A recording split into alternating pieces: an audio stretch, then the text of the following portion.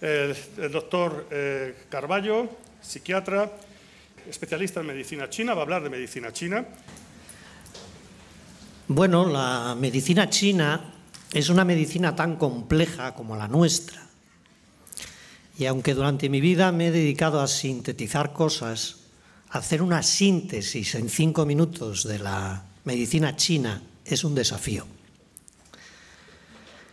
Es una medicina antigua cuyos primeros textos se remontan a 5.000 o 6.000 años de antigüedad.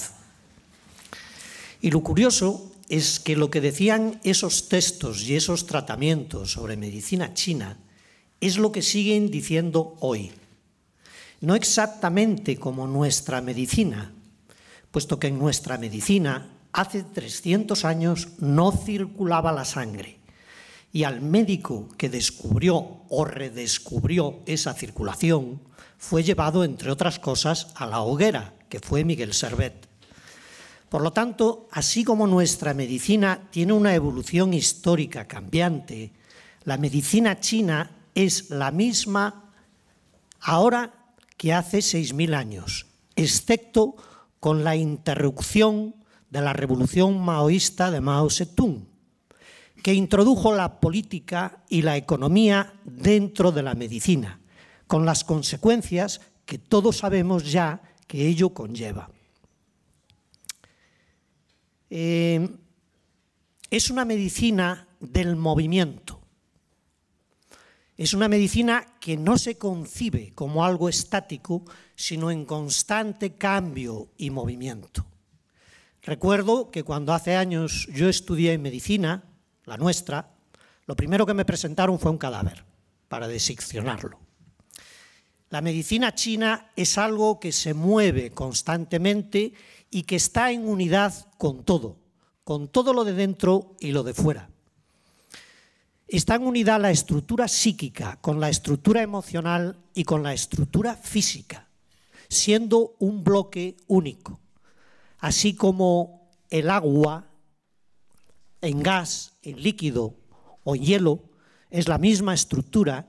En medicina china es inconcebible separar las cosas, no solo de dentro, sino también de fuera. Nuestra unidad con el medio ambiente e incluso con el cosmos que nos rodea. Por lo tanto, es una medicina unitaria y que está en movimiento. También destacaría dentro de la medicina china que es una medicina que tiende a promover la salud. No se enfoca exclusivamente en la enfermedad, sino las capacidades de salud que hay dentro de cada uno de nosotros. Para fomentar eso, relataré alguna anécdota curiosa. Y es que antiguamente los médicos chinos solo cobraban a sus pacientes mientras estos estaban sanos. Cuando los pacientes se enfermaban, dejaban de cobrar. Y si un paciente se moría por, digamos, un acto negligente o poco meritorio del médico que le trataba, en la consulta del médico era colgado un farolillo rojo. Con estas simples prácticas uno se puede imaginar la revolución que ello puede conllevar.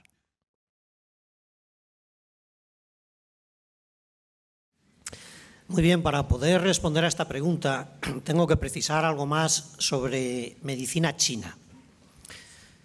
Uno cree, por su difusión en Occidente, que la medicina china es la acupuntura. No, es una pequeña parte de la medicina china. La parte más importante de la medicina china es la filosofía práctica, e insisto en la palabra práctica. Lo segundo es la dietética de los colores y sabores en los alimentos. La tercera parte es la acupuntura. Luego están las artes terapéuticas en movimiento, como son el tai chi y el qigong. Y luego están toda la herboristería y plantas y minerales que utilizan, como la medicina de la India, el Ayurveda, con gran profusión en la medicina china. Antes de pasar a exponeros un par de esquemas, quisiera decir algo. Una medicina que tiene 6.000 o 7.000 años de antigüedad que se conozcan históricamente. que es practicada en el mundo por más de 2.000 millones de personas, diría lo siguiente: tanta gente no es tan tonta durante tanto tiempo para hacer algo que no sirva para nada. Y simplemente con esa reflexión pasaría a explicaros un par de esquemas en orden a responder qué patología se beneficiaría más con esta práctica. Sintetizar una carrera médica pues no es fácil. De todas formas, voy a tratar de hacerlo. La medicina china es una medicina en movimiento y el movimiento está generado por la energía. Yo ahora me estoy moviendo y hay una energía que me hace moverme. Esta energía puede ser sistematizada desde un punto de vista analítico, que es con el que trabaja fundamentalmente nuestra mente, en 4 secciones. Uno de ellos es nuestro sistema de recepción: la vista, el oído, el olfato, el gusto y el tacto. Recibimos información del exterior en colores, en palabras, en sonidos, en sabores, en sensaciones. Esta información que recibimos es filtrada a través de nuestra memoria y nuestro código genético para producir una respuesta. Esa respuesta se llama en medicina tradicional china los fogones. ¿Qué significa eso? Que lo que estamos escuchando cada uno de nosotros, que teóricamente es lo mismo, no produce en cada uno la misma respuesta interna. Uno está entendiendo unas cosas y otro está entendiendo otras en virtud de las memorias personales y genéticas que cada uno tiene. Por lo tanto, oímos esta charla, pero ¿cuál es el sistema de pensamiento que en cada uno de nosotros provoca esta charla? Y esos son puntos de acupuntura y sus meridianos que pertenecen al tronco y a la cabeza. ¿Cómo reaccionamos ante el medio externo con lo que estamos recibiendo y lo que producimos nosotros? Y esa reacción corresponde al sistema de meridianos externos que están en los brazos y las piernas, por ser más exteriores. Es decir, ¿qué preguntaría ahora yo sobre lo que está diciendo o cómo respondería yo sobre lo que está diciendo el ponente? Y a continuación tenemos los 5 elementos. Los 5 elementos son el agua, la tierra, el fuego, el metal y la madera. ¿Y eso qué produce? Bueno, pues produce, ¿para qué me sirve a mí esto? ¿En qué evoluciono yo interna y personalmente con esta charla o con otras? He dicho que la medicina china es cambio fundamentalmente. Y este es la base o el esquema del llamado libro de los cambios o I Ching, que se emplea tanto en filosofía, en meditación, como en la práctica de la acupuntura. Tiene una base simple y es que hay oscuridad y hay luz, una línea yin y una línea yang, que a la vez se combinan formando 4 elementos fundamentales, que a la vez se combinan formando trigramas y que a la vez se combinan formando 64 hexagramas exteriores. Brevemente, medio minuto, respondiendo a la pregunta, cuando la patología está más a nivel del movimiento, es más fácil de tratar. Cuando el movimiento se detiene hasta el punto de que prácticamente no hay movimiento o hay un movimiento completamente anormal, como un cáncer, es menos eficaz. Por lo tanto, respondiendo a tu pregunta, en orden a la patología en el movimiento, es más fácil cuando esa patología está más en el movimiento y menos cuando el movimiento se ha densificado, estructurado y paralizado.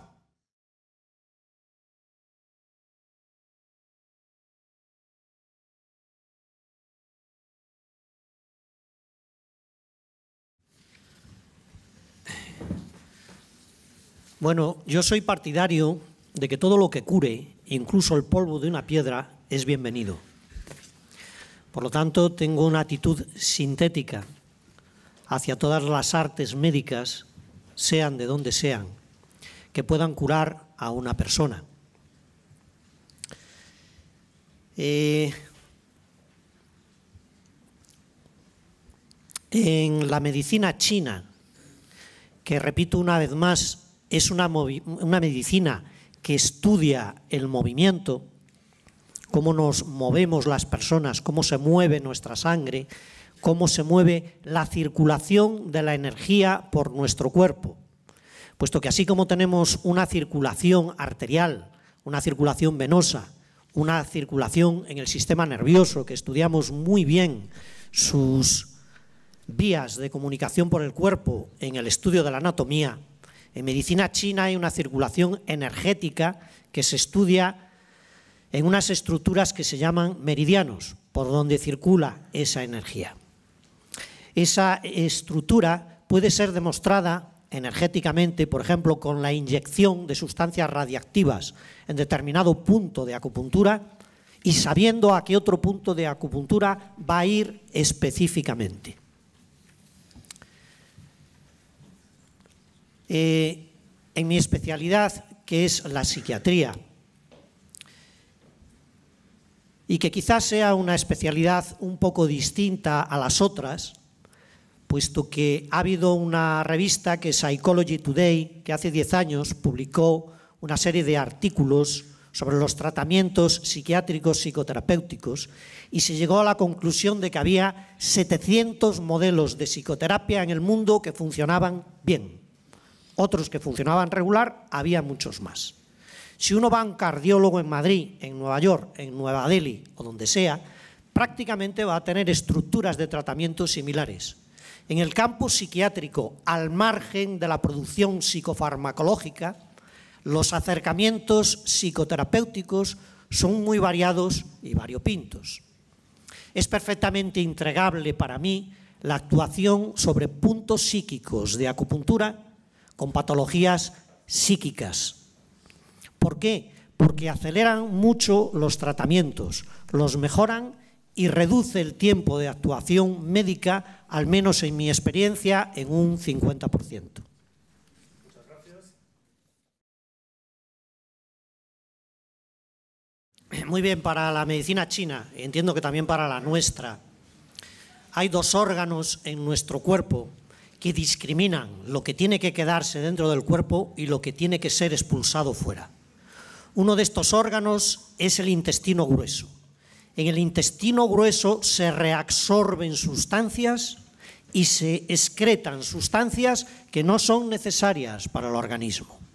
Por lo tanto, el intestino grueso es un órgano discriminatorio entre lo que nos conviene y lo que no. También lo hace a otro nivel el riñón.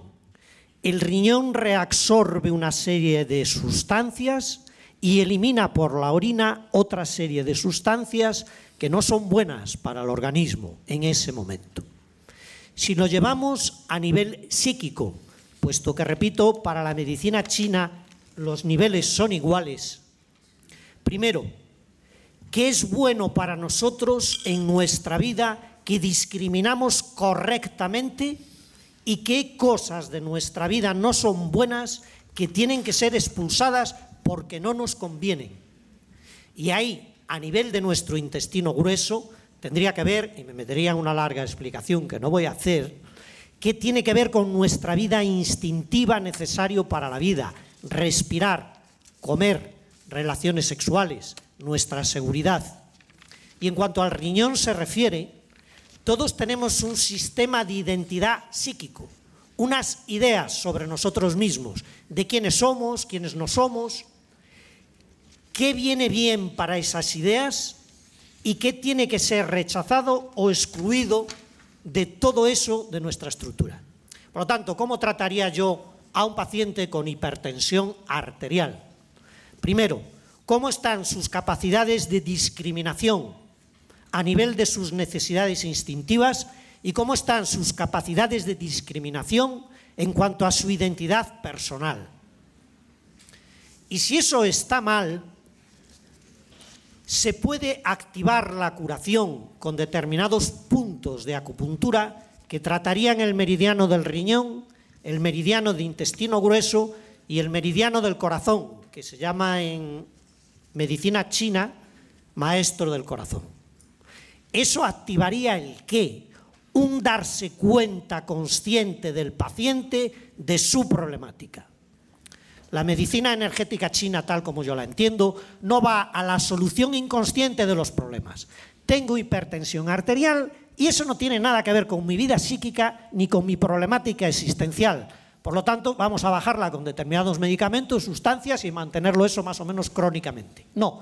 ¿Qué tiene eso que ver con la estructura de vida, la estructura emocional y la estructura personal de ese paciente para llevarle a darse cuenta de ello y a poner soluciones a ello con la ayuda, y repito, con la ayuda de técnicas acupunturales sobre puntos, dietéticas, confluyendo hacia qué? A lo que dije al principio, a una filosofía práctica curativa, es decir, a una toma de conciencia de los problemas personales y cómo esos problemas se han densificado y materializado en sintomatología. En este caso, presión arterial alta, diastólica, sistólica, etc. Gracias.